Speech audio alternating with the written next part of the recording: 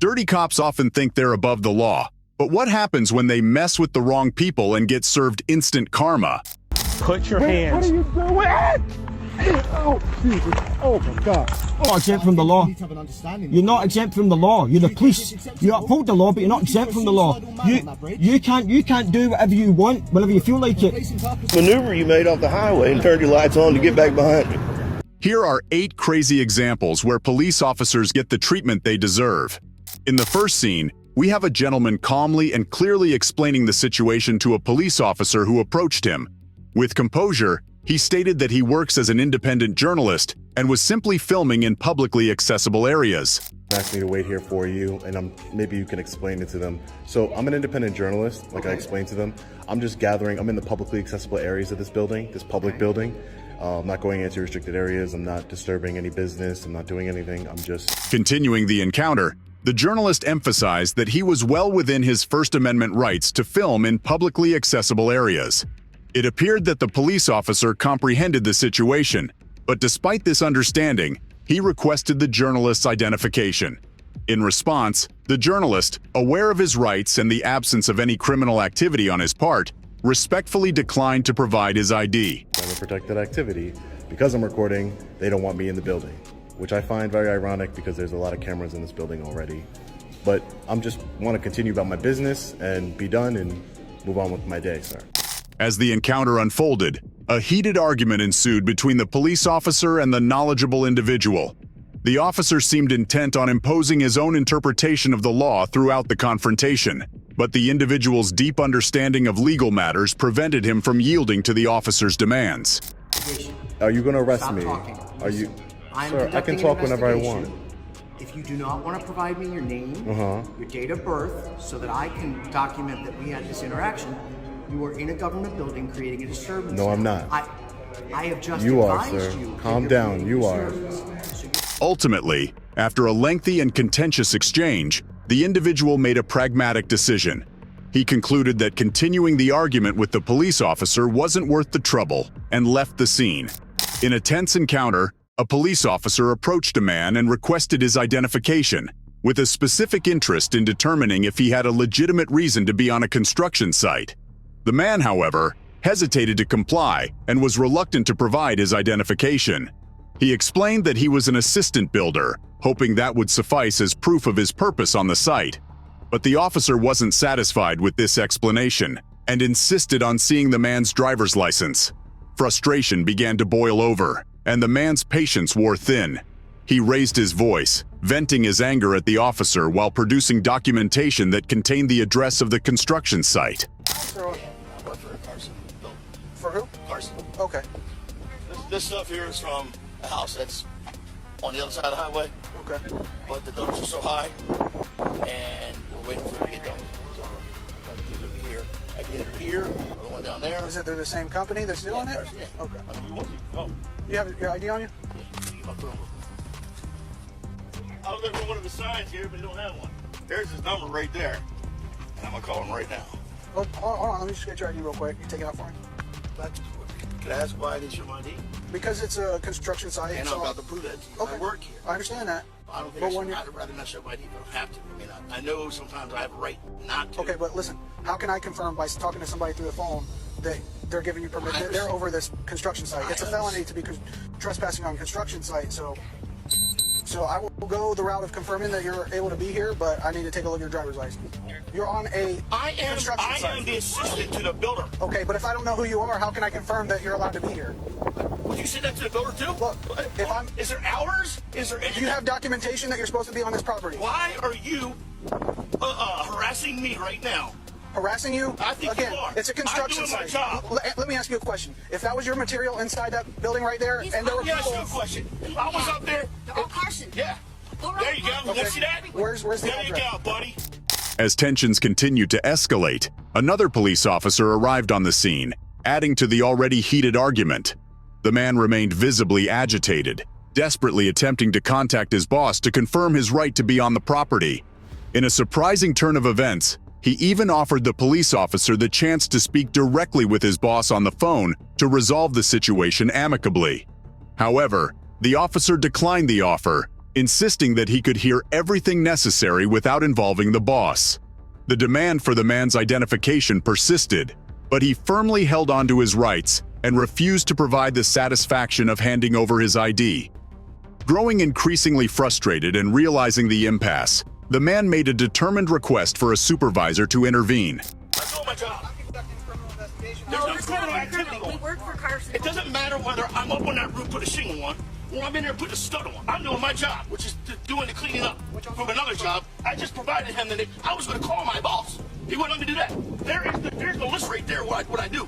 Listen, you could have already been on your way. Hello, Carson? Yeah, I got a problem here. I'm surrounded by cops right now. They're telling me I'm not allowed to be on this property. I'm taking all the boxes over at Chris's house where the electric's going in at. Like, I'm some... They're going to put you under arrest. Yeah, they're conducting an investigation that I'm not allowed to be on this property. For what? He says, because I don't know what you're doing. I don't know if you work for that builder. I said, there's no difference between me being on that roof, put a shingle on, or laying a block. Here's another officer right here. Sir, would you like to talk to my boss? Listen, I can hear everything you're saying. You did? Okay. But like I said, we're just trying to verify. Doesn't matter, man. You don't need to do that. Right now, to me, you're harassing me. And I want him gone. And I want to see a supervisor. I'm not leaving until I see a supervisor. Okay. Now, if you want to look at the plans in there, the permit, that number I just got called, it's on there. It'll say recent call. It'll show that number on there. We built all those houses. The house you were just at, we built that house. Nothing. All right, officer, I spoke with my supervisor. I explained to him how I came across this. I was about to give you the phone to my boss. Can you let him talk? I explained to him what's going on. He agrees that you're lawfully detained at this time because I'm conducting a criminal investigation. After a prolonged and contentious standoff, the police officers began to recognize that they had underestimated the man's resolve and knowledge of his rights. The tension in the air started to dissipate as it became apparent that they were, indeed, messing with the wrong guy. Antonio Arnello Smith, a 46-year-old man, found himself in an unexpected encounter with the police due to suspicions surrounding his activities. To cooperate with the officer and clarify the situation, Antonio readily explained what he was doing and didn't hesitate to provide his identification when asked. In an effort to corroborate his story and dispel any doubts, Antonio suggested that the officer call his sister as a reference. However, as the situation unfolded, another police officer entered the scene, offering hope that they could collectively work to resolve any confusion and ensure fairness. Unfortunately, this newfound presence didn't lead to a productive dialogue or an effort to clear up the situation. You won't believe what they did. Take a look. You have a cell phone caller. Don't Call talk who? like this. Call my sister in Florida. Don't do this. What are you doing? Oh my God! What are you doing? Hands behind your back like you told. Put your hands. In a shocking turn of events, the police officer abruptly seized Antonio by the arms, but it was not a friendly or comforting gesture. After an unsettling pause, the officer's actions took an even more alarming turn when he forcibly threw Antonio to the ground. What are you doing? Oh my God! What are you doing? Hands behind your back like you told. Put your hands. What are you doing? Oh, Jesus. Oh my God. Oh, please. As the distressing scene unfolded, two additional police officers arrived on the scene, joining their colleague in a show of force. Together, they proceeded to restrain Antonio by placing him in handcuffs, all while he continued to scream and cry in a state of anguish. Put I your wasn't hands. doing anything. Oh my God. Jesus. Oh my God. He's on my wrist. Oh my God. Stop. Oh my God. Yeah, he might be broke. Oh Jesus. Oh my God. In the end, they found out that Antonio wasn't the man they were looking for, and the situation didn't go unpunished, as he sued the police department and the officers for $700,000. This next encounter serves as a compelling example of a citizen standing up for their rights when confronted by the police. In this incident, a police officer approached a driver and requested that he roll down his car windows. However, the driver, well aware of his rights, politely declined, stating that he could hear the officer clearly without lowering the windows. I hear you just fine. Do I need to get out of the car? I can hear you. I don't answer questions. I don't answer questions.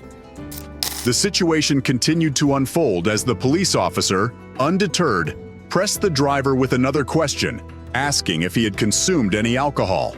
The driver, exercising his right to remain silent, refused to provide an answer. In an attempt to assert control or perhaps coax a response, the officer employed a classic tactic, suggesting that the driver was obstructing the process by holding up the line. The officer then resorted to the well-known phrase, "We can do this the easy way or the hard way," insinuating that cooperation would be preferable. However, the driver remained composed and unflinching. Instead of reacting to the pressure, he calmly asked the crucial question, did the officer suspect him of committing a crime? Nope. Not yet. Am I being detained? You're not being detained. Okay. I want to make sure that you haven't been drinking today. I understand that. Do you suspect me of committing a crime? What's that? Do you suspect me of committing a crime? That's what we're trying to figure out. Okay. The police officer realized that he had encountered a citizen who was well versed in their rights and the law. Faced with the driver's informed and assertive demeanor, the officer decided to concede the encounter. The video began on a somewhat cooperative note, with a police officer providing the driver with their name and badge number when requested. However, the encounter took an unexpected turn as a dispute erupted over the officer's driving behavior. The driver and the officer found themselves locked in an argument, with the driver accusing the police of driving on the wrong side of the road without activating their emergency lights. Take a look. Acceptable to drive down the wrong way of the road without your lights on? Did you have your lights on? No, you do have. You're not exempt from the law. You're not exempt from the law. You're not exempt from the law. You're not exempt from the law. You're the police. You uphold the law, but you're not exempt from the law. You can't do whatever you want whenever you feel like it. But what police and purpose were you driving down the wrong way down the road? What was the police purpose? You were driving the wrong way down. A tense encounter unfolded as the driver of the car called out the police officer, asserting that law enforcement is not exempt from adhering to the rules and that they cannot act with impunity. The driver's words seemed to strike a nerve with the officer, who didn't appreciate being lectured. In response to the driver's call for accountability, the officer issued a stern order for the driver to exit the car.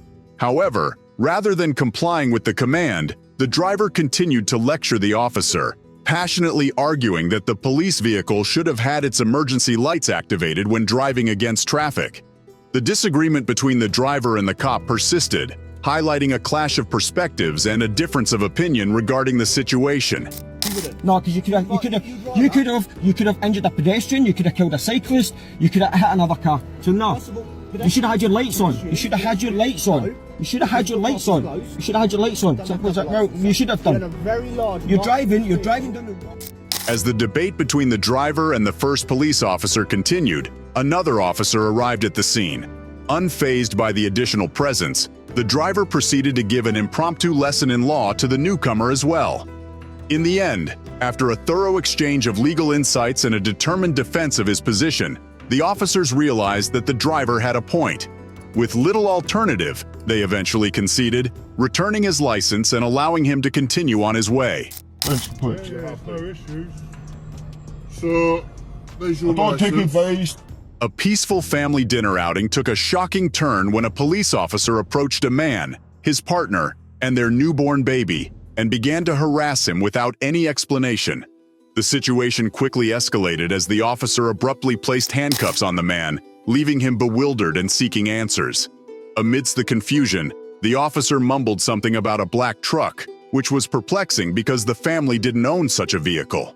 The unjustified nature of the arrest left everyone present, including the baby, in a state of shock and disbelief. Take a look at this nonsense. What did he do? We just my family. But he did nothing. Y'all got the wrong person. We don't even have a black truck. A black truck, bro? We don't have a black truck. We just came to the mall. What did he say? But you know, I know. I record this. Okay, but don't snap. But what did he do?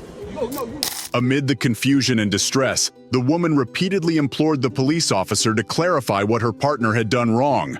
However, the officer seemed reluctant to disclose any specific reasons for his actions. Instead, he escorted the man out of the mall without providing any satisfactory explanation. Once outside, frustration and anger boiled over, and the couple began to raise their voices, vehemently protesting the unjust treatment they had endured. They adamantly insisted that the officer had handcuffed the man without proper cause, especially since they were not associated with a black truck. It became clear that the officer had acted hastily, and hadn't given the man an opportunity to provide an explanation or defend himself. Take me to the front now. Can you tell us we just came with our family? We don't even have a black truck. Jamar, don't snap. Wait a second. Come here. Don't report this. Report. Follow them. What are you doing? What are you doing? Get this place straight to me, nigga. Jamar, what are you doing? Y'all fucking racist as fuck. We ain't here with our family. Are you serious right now, dog? What? No, y'all, this is so fucking embarrassing. We are with our family. I got my baby here, a newborn. Why do y'all have him? But what did he do? He didn't do anything. I know. We with our kids. You don't do that. That is so. You know what's going on in the fucking house. We with our kids. We don't do nothing. We stay in the house. He didn't do nothing. Do you know how embarrassing that is? As tension continued to rise in the aftermath of the wrongful arrest, a second police officer on the scene became aware of the mistake made by his colleague. Upon hearing the details, he recognized that the handcuffs had been unjustly placed on the man. In an attempt to defuse the situation, the second officer advised the man to relax, assuring him that an error had occurred. Realizing his own mistake, the officer who had initially made the wrongful arrest began to understand the gravity of the situation. Finally, he conceded to his error and decided to uncuff the man, acknowledging the injustice that had taken place. I asked the wrong person. We told you. You asked him about a black truck, and we said y'all didn't even give him. Y'all didn't give him a chance to explain. You said, do you have a black truck? He doesn't. We don't even drive a black truck. That nigga's a rugby one again? Are you serious? But you ask questions. I get it if you thought he fit the profile of somebody else. But ask him a question. What's his name? You didn't even ask the question. Something come. I'm scared. You gonna see me again. But you asked. You can't. But you don't do this. We're with our kids. You think he'll forget this? You think my son will forget this? I'm gonna know you. Please, Jamar, let him take them off. Man, came to arrest me while I'm eating no words. No, I know. A tense situation unfolded as a man found himself persistently followed by a detective for miles on the road. Eventually, they both pulled over, and the man, understandably concerned and perplexed, attempted to engage the detective in a conversation. He sought an explanation for the unwarranted pursuit, hoping to clear up the misunderstanding. However, rather than offering an explanation, the detective opted to disregard the man's inquiries and instead called for backup, completely ignoring him. Take a look. What's your name? What's your name?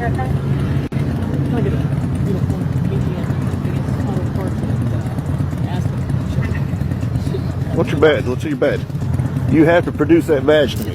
The tension between the man and the detective continued to escalate as the man insisted on the detective identifying himself, a reasonable request given the circumstances. However, the detective steadfastly refused to provide his identification, adding to the confusion and frustration of the situation.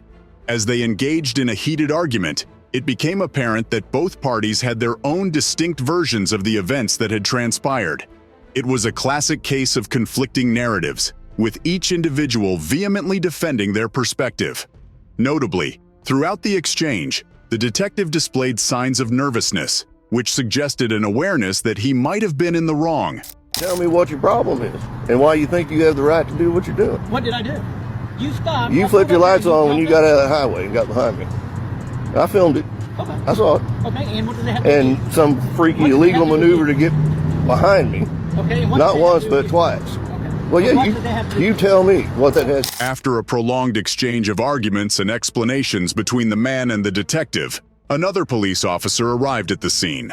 The detective, though visibly nervous, attempted to provide an account of the situation, perhaps seeking to justify his actions. As the situation continued to unfold, the newly arrived police officer asked the man for his identification. In response, the man declined to provide his ID, citing several reasons why he believed he wasn't obliged to do so. Ultimately, he chose to disengage from the situation and walked away, leaving the unresolved dispute behind. Guy has harassed me from downtown Tulsa and has no right to even do what he's doing. Driving down here, he jumps out, comes back to me, wants to know what my problem is. I said, you're coming to me. That's it. That's where we're at right now. demanded my name, my badge. I showed him my badge. I said, yeah, what? I mean, he's got his lights on trying to pull me over for no reason whatsoever. No, I didn't pull you over. You pulled in here. I put behind you. You got out on me. If I got the video of it, man. I would have been behind your car, behind your truck there. You have some kind of issue that you've You were driving recklessly down stalked the road. and harassed me You since were driving- downtown Tulsa, Okay. where you don't even have any jurisdiction Okay. or right to be doing anything. Okay. Flipping your sirens on, all that stuff. Yeah. Why did I flip my siren on? You almost hit my car. No. Yes, you did. No, you flipped your siren on because you had some kind of problem. That's That's correct, why you because flipped when your cut siren. me off down there. But did you have a right to do that? To hit my siren? Yeah. I hit my horn or my siren. Did you have a right to yes, do I that? did. How? Yes. Okay. Do you have any I'm not jurisdiction doing in the area in which you did that? Did I stop you? Did I stop you? Well, that's what you've been trying to do the whole time. You know, if I was going to stop How you, about I that would've stopped freaky you. maneuver you made off the highway and turned your lights on to get back behind me? I mean, am I being detained? Have I done anything wrong? I didn't stop you. You approached me. You were on my ass for the last mile, harassing me.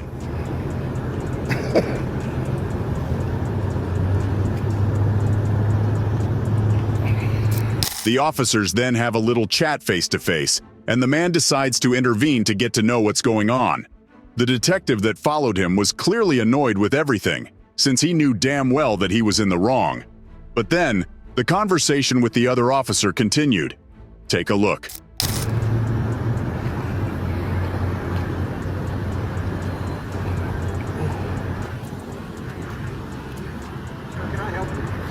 I just want to know what's going on here. I think I have this right here. Correct? About what?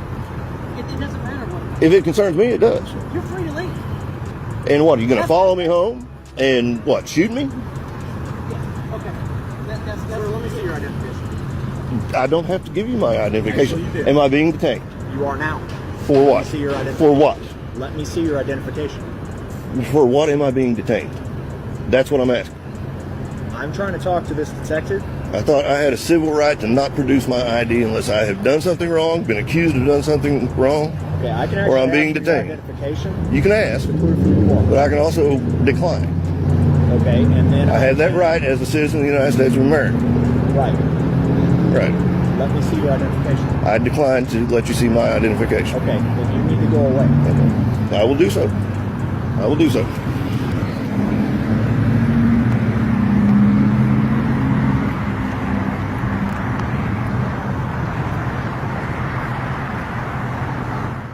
Now, this cop clearly hasn't seen a camera in his life, since he's trying to prove that the man recording isn't holding a camera but something else. And because of that, a heated debate starts. Take a look at this ridiculous incident. These are cameras, you know they are. It's a camera. No, well, not. Now, the cop tries to assert dominance by putting his hand on his gun, trying to scare off the auditor. However, the man doesn't back down and starts going off on the officer. He keeps telling the officer that the thing he's holding is nothing but a GoPro. However, the cop still does something unexpected. He actually draws his handgun. Take a look. It's PC-148G. Unholster your weapon. Don't you unholster your weapon. No, take your hands off your weapon. This is PC-148G. What's your name and your ID right now? What's your name and what's your ID? What's your name, what's your ID? Unholster your weapon. You want to put your weapon. It's a camera. You know it is. It's a GoPro. Put your weapon back in your holster. The situation escalated quickly as the man, increasingly frustrated and anxious, demanded the police officer's name and badge number while also requesting a supervisor. Unfortunately, it seemed like the officer wasn't in the mood to listen, and instead of de-escalating the situation, he continued to argue with the man. He even went as far as pointing the gun at the man recording. That's crazy! Your supervisor here now. It's a friggin' GoPro and you know this. Put this thing there now. Put your weapon back in your holster. Don't just shoot me on camera. My father was chief of police in Louisville, Kentucky. Shoot me, watch what happens. It's a GoPro! Amid the escalating confrontation, a second police officer arrived at the scene, prompting the man to reluctantly place his GoPro camera down. However, the situation took an unexpected turn when the second officer moved the camera to a different location. This action triggered an outpouring of protest from the man, who began passionately listing all the reasons why the officer should not have interfered with the camera. As he continues screaming and demanding higher authority, the cop eventually listens, since there's not much he could do.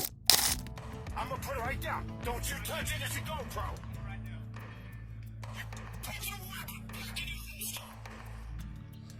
Who's your supervisor? What's your name? What's your ID? No, I'm out of the way. You in front of me. I'm off the sidewalk. You betcha don't touch it. Do not touch it. That's an offense. That's a felony that you just did. 42 USC 1983. 42 USC 1985. You're not allowed to touch that.